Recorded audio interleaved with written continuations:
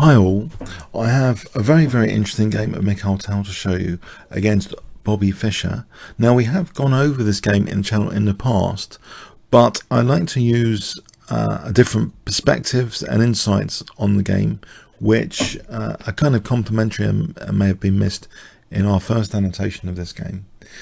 The first thing I'd like to also emphasize though, in 1959 Fischer was just 16 years old, so this wasn't emphasized emphatically the first time round. And I can tell you some things about 1959 for Fischer from Wiki. Basically, in the spring of 1959, Fischer finished a point behind Tal and half a point behind Gligoric. This was in the Zurich International Tournament. So he did really well in that tournament. Fischer had qualified for the Belgrade candidates by finishing in the top 6 of the interzonal tournament the previous year, the Porturaz interzonal tournament. So Fischer had done remarkably well. For a 15-year-old, he finished ahead of the likes of David Bronstein, Yuri Averbach, Matanovic, Szabo, Pashman. Yeah, he finished brilliantly in the Porturaz interzonal, so ended up qualifying for the 1959 candidates tournament, which was to decide who would play Mikhail Botvinnik in 1960, which, as we know, was to be Mikhail Tal. Okay, remarkable achievements for the young Fischer.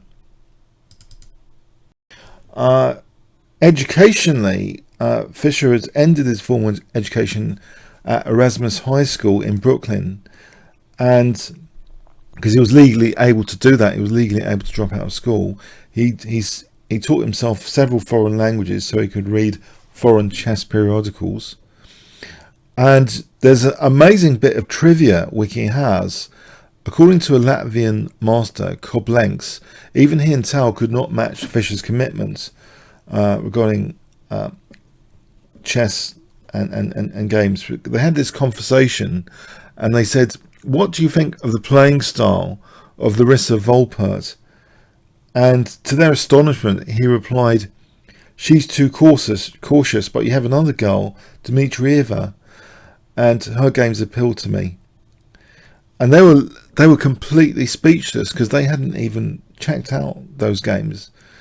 So Fischer had been checking out thousands and thousands of games and all the women players that they hadn't even checked out. So a lot of commitment from Fischer was demonstrated. Basically, after he left school, he was just absorbing so much knowledge, and he was also changing his dress style.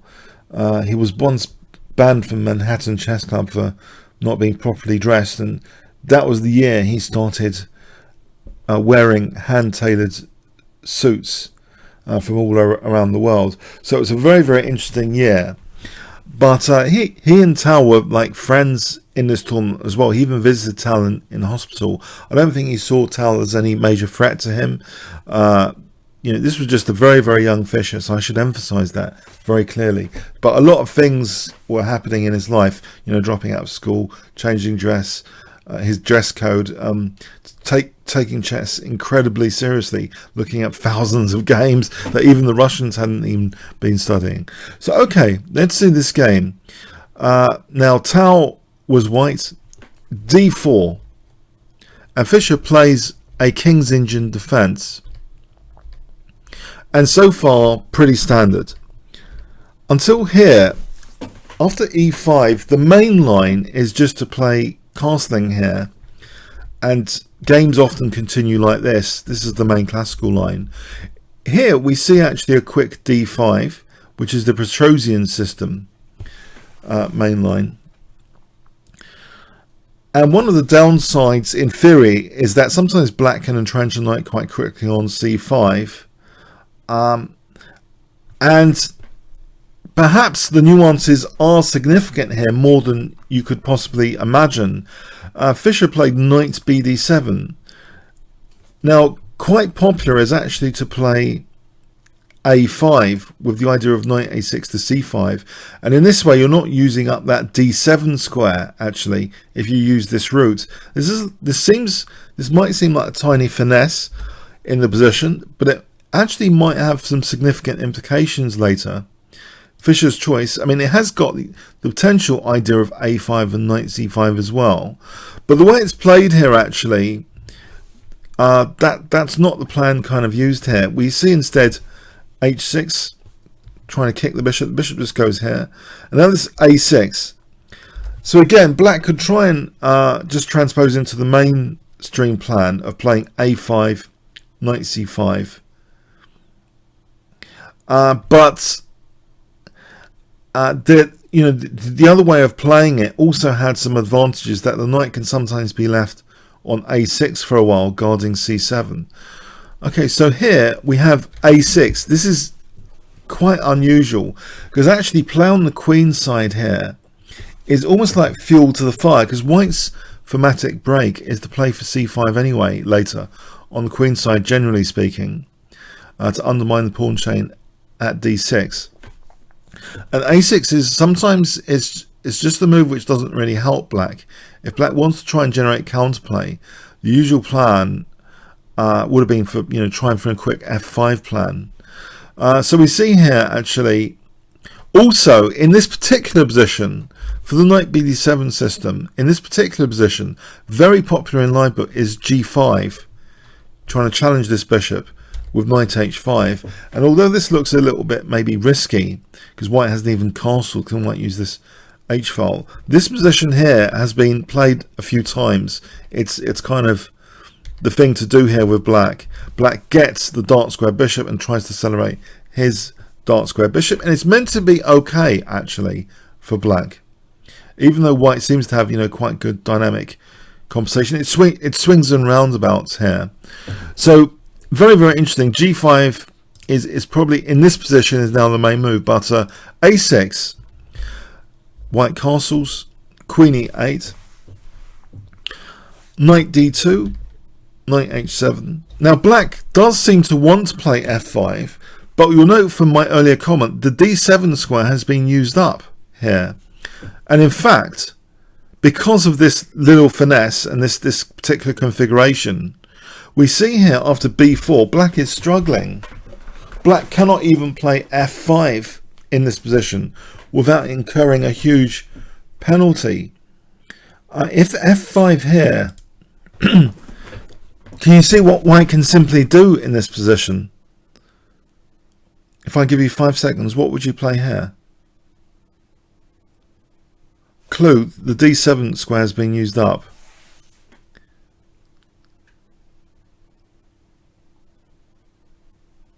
Okay, this is a very nasty idea. E takes. White would love to have the e4 square, or black just to play rook takes. That's positionally a bankrupt move in general. But if g takes, the problem is, can you see, if I give you 5 seconds? It's bishop h5. You see the d7 square used up? Where's the queen going? The queen's kind of virtually checkmated, except for rook f7, losing the exchange. So this means that black's standard counterplay is just not available here in this position. And instead, Fischer has to plays a move which is not that great in principle, bishop f6. And again, there might be a finesse here to make this a little bit better if black wants to do that. Black could try waiting here with a move like h5, waiting for white, because this now threatens g5 to trap the bishop with h4. Example, g5, h4. So if you can get the concession out of white to play f3,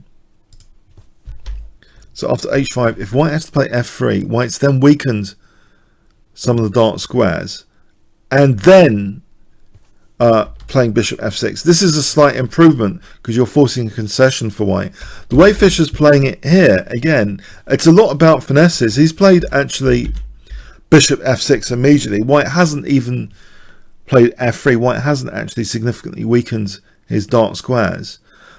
And the problem is here, black's squares around his king are getting weaker fundamentally. So if it ever plays f5 later, white hasn't even touched his f pawn, which is an extra move for either the thematic break of c5, or even the f pawn can go to f4 later in one go potentially.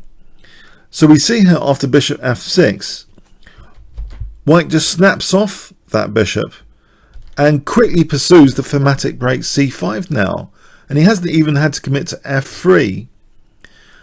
We have queen e7 trying to put the brakes on c5, queen d2 with tempo hitting the pawn, and now queen e3 looking in both directions now, supporting c5 again. We see knight g8. It seems as though Fischer's still interested in f5, but without the dark square bishop here, and white's just seems to have, accelerated an ideal c5 break position. White just plays c5 here immediately. It seems white's queenside attack has been given a lot more energy than it should, especially this a6 is not really, it hasn't really helped black's counterplay on the king side. It all seems to fall short here. White seems to be ahead for the strategic break race, if you can call it, the c5 versus f5, but black plays f5 now, but there's unusual options available which are not so stereotypical, but they are pretty strong in this position. The reason is, there's a vacuum in a way. Black's position is not entirely connected up. Yeah, the rooks are not connected. There's some dark square weaknesses potentially. And in fact,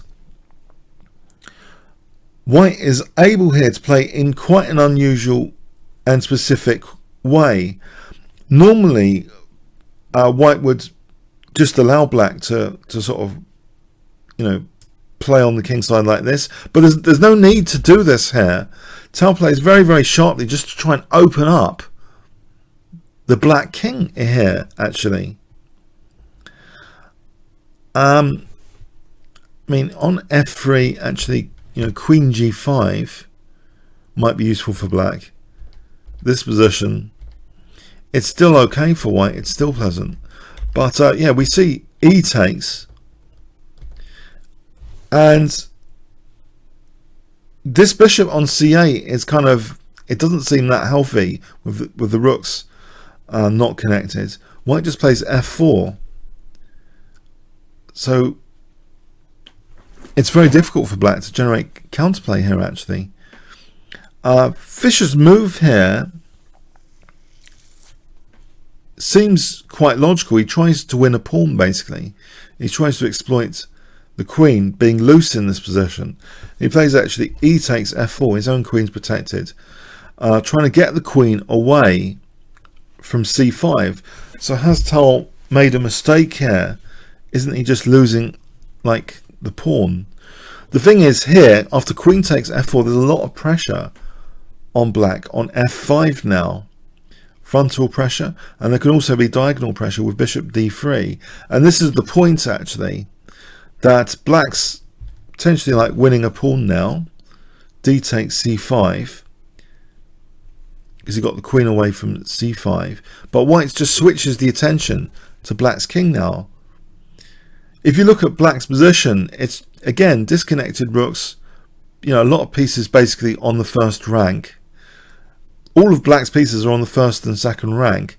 Look at white's pieces, there's the queen on the fourth, there's 3 pieces on the third, and the rooks are connected. There's a great qualitative difference between the pieces at the moment.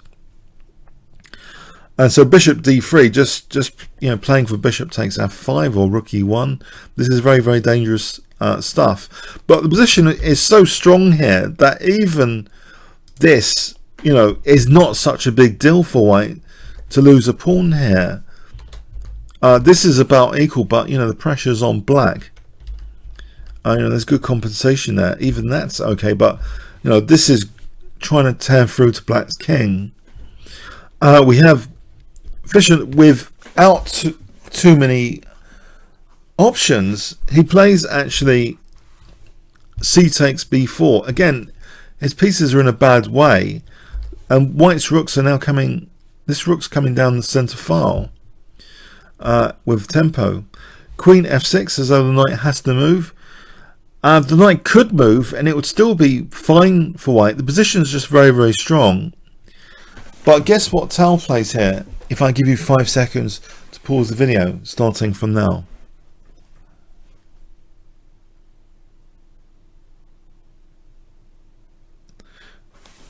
Okay, the position is just incredibly strong. Black's king is quite open. We have rook e6, willing to sack the knight. It wasn't strictly necessary. White was actually in really good shape. Just before we get into this, white could have just played knight a4 here. And this is, you know, there's pressure on c7 here. There's rook e6. The knight's controlling all the squares of relevance for the queen to do anything. The queen can't do everything by herself. Look at the rest of the army. So this position, just white's better here. Also, there's a passed pawn there after taking on c7. So white's simply better in this position anyway. But this is creating major king safety issues for the black king now. If the queen had just gone back, Fischer took the knight. If the queen just goes back, white could actually just take this pawn and just be better here. Okay, so Fischer just took this knight. We have bishop takes f5 check. This is a very, very difficult position for black. He's basically forced to play rook takes f5. If he plays king h8, rook takes h6 check, queen takes h6 check, and checkmate with queen h7. Yeah, you might think, hold on, what about in this position king g7? Rook g6 check is crushing, because in this position there's a really, I mean, there's a lot of moves that win for white, but there's a really just very, very logical crushing one. I mean, the king is just far too exposed. What do you think the most incisive move is here? If I give you 5 seconds.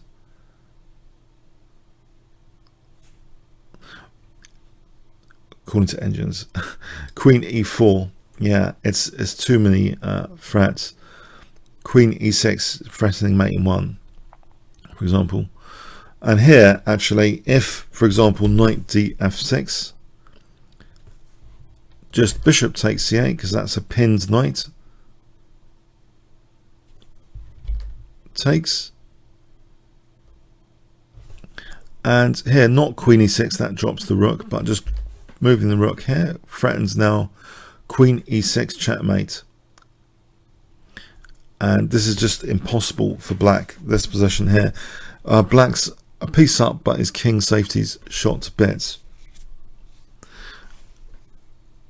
There's also another threat here, by the way, of queen h7 checkmate there.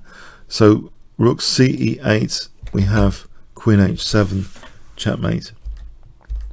It's just hopeless here. Black can't really defend this position at all. So this is just far too strong. After bishop takes f5 check, Fischer is forced to play rook takes f5. We have queen takes f5 check, king h8. Okay, so for the moment it's rook against a knight and bishop. If we factor out the material, white's got 3 pieces, black's got 4. But the king safety is so bad here. Technically, black's also a pawn up. White's got 4 pawns, black's got 5, but king safety is the major factor. We have rook f3. You'll note here the queen hasn't got any checks. No check on e1, c1, a1. The knight's controlling those 2. The queen tries to stay on the diagonal here with queen b2. If the queen goes back here, it's subject to tempo gain with rook g3. And this is just terrible. This position here, there's a really crushing move. You see black's just huddled into a corner here with his queen and knight around the king.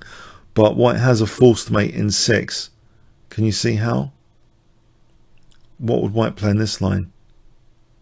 5 seconds.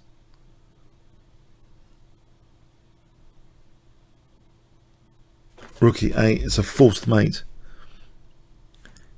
nothing black can do here. If queen takes, check like that, and then checkmate. This is helpless for black, totally. If rook a7, again, it's an absolute forced mate.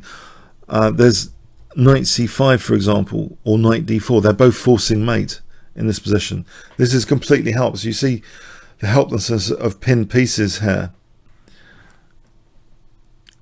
For example, here, if h5 takes, check, check, and it's like just mating. Yeah, so basically this is just entirely unpleasant for black, this position. If say rook a8, knight takes d7, queen e5 check is mating. So that's, you know, to be avoided, basically moving the queen back to g7 because of rook g3. So queen b2, just holding on by a thread, it seems, but terrible pins. Knight's pinned, bishop's kind of pinned potentially. It's just nothing for black to do. There's no checks. The queen's controlling b1. We see knight df6. If a5, I'm just showing you this to show the threat actually that black's faced with. White, when this tried to hold on, white can actually play. Guess what white can play here? 5 seconds. White can just crash through with rook takes g8 check, queen e6 check, rook f7. There's just no defense. I mean, this is just hopeless, this position. Black's having to give up his queen and just losing loads of material. It's hopeless. So black's basically playing now knight, this knight move, which essentially makes black now the exchange down. White just picks up a piece with queen takes f6.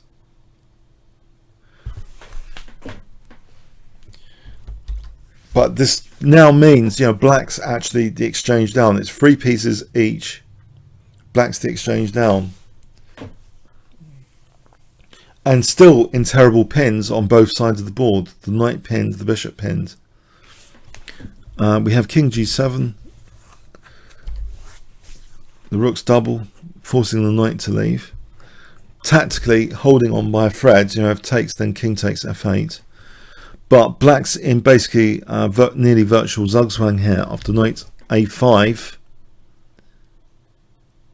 What is black actually doing here? The knight can't move without losing the bishop. The pawn can't move without losing control of c6. It's horrible. It's absolutely horrible. We have h5, h4. We have rook b8. But now knight c4. And this means actually that knight e5 to f7 check is coming just to win that knight. b5. What else to do? Knight e5. And the game ended here. Rook f7 check is now on the cards. So black's losing like more material here. In fact, it's not even about winning the knight at this point. It's about the black king getting mated. So black resigned here. If a5, just to show, check. We don't have to win a knight. It's checkmate there. Yeah, I mean, bear in mind, this was the young Fischer. This is part of his evolution. Tal was just super strong here. This is like the peak of Tal 1 year before he's winning. He wins like the candidates. I mean, to challenge Botvinnik a year later. So this is the peak of Tal, and Fischer's just a 16-year-old. So let's put that in context. I mean, there are nuances here in this King's Engine, which do seem to have implications for black's counterplay, status for being able to play f5. But there's different plans available. It's been well worked out. since 1960 what black can do in the King's Indian, again in these Petrosian main lines. But yeah, this was a very, very successful Petrosian main line, this early D5. But it's very, very interesting for the King's Indian player to study and revise sometimes. So I hope you don't mind the revision today of this kind of classic encounter between these two very great players of the game. Okay, comments, questions, likes, all appreciated. Thanks very much.